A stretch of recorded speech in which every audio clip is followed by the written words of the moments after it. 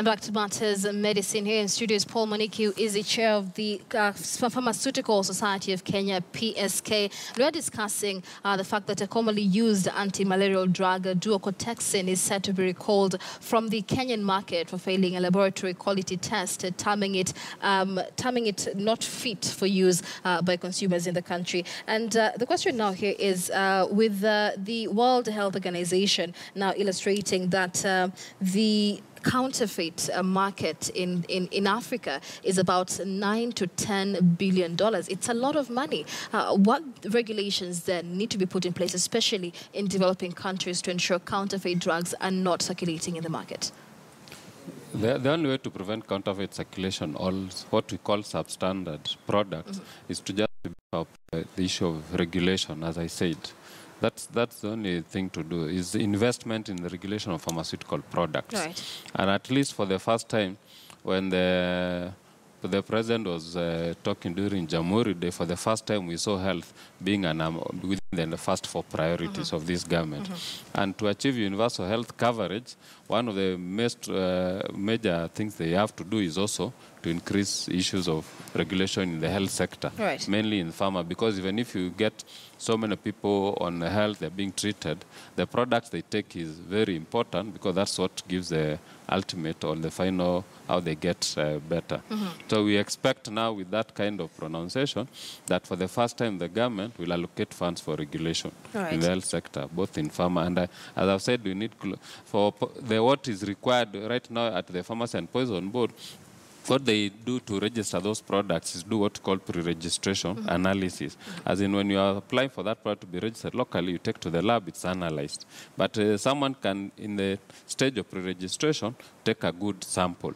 But in importation, then bring a bad product not meeting the standard.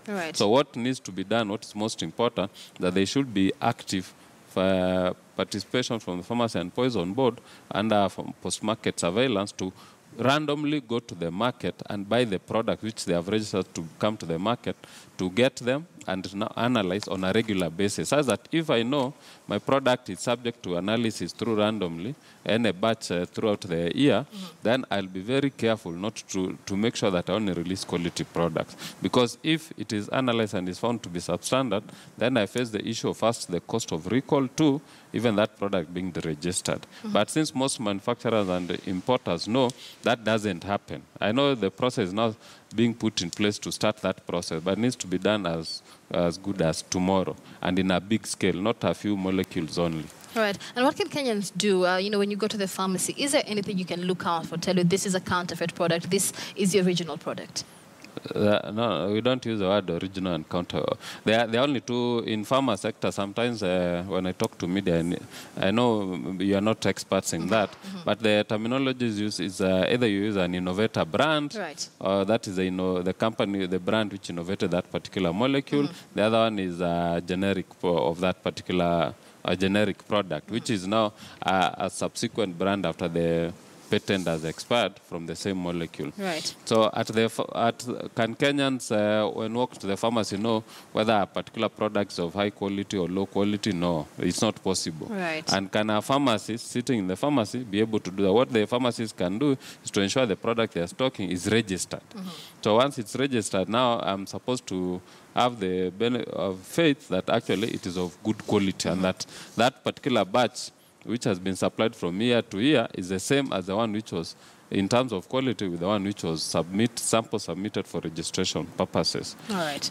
But the only way to make sure that the products were of good quality throughout the year, in any place and all that, to ensure that all the over 10,000 brand names already registered in this country, there is a system whereby at least twice in a year, they are sampled from the market and tested. And that's the role of Pharmacy and Poison Board. And that's the role of government. There's no one else who can do that. All right. Thank you for speaking to us, Paul Moniki. Unfortunately, we're out of time. Paul Moniki is the chair of the Pharmaceutical Society of Kenya, discussing counterfeit drugs in the Kenyan market. It is now 2 minutes to the top of the hour. Take a short commercial break here on